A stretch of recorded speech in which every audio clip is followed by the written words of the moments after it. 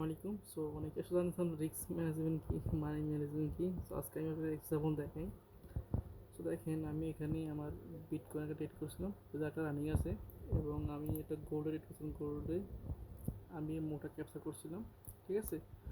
তো দেখেন, আমি সকালে কিছু ট্রেড করছিলাম। দেখেন আমার সকালে ট্রেডগুলো দেখেন, দেখেন সবগুলো লস। যেটা একটা বিগ উইন ছিল। দেখেন, তারপর আবার রিস্ক দেখেন, $2, $2, $9 প্রফিট, $5, $1 বড়টা কাছাকাছি। এটা সম্ভবত, হ্যাঁ, বিটকয়েন সেল করেছিলাম। এরপর দেখেন টানা আমার একবারে লস পিরিয়ড, $10, $3, $5, $6, $5, এবার বেকি বেল $11, $9। এবার তো সকাল থেকে আমি ট্রেড করি নাই। সন্ধ্যাবেলা ট্রেড করেছি তিনটা। একটা হলো বিটকয়েনে, একটা গোল্ডে, আর একটা হলো আপনার ইউজ অয়েলে। যদি এটা আমার মানুষের থ্রি হয়েছে, তারপর আমি এটা ডেটটা আমি আরও বড় করছিলাম, তার কারণে এটা আমার কষ্ট ক্লোজ হয়ে গেছে।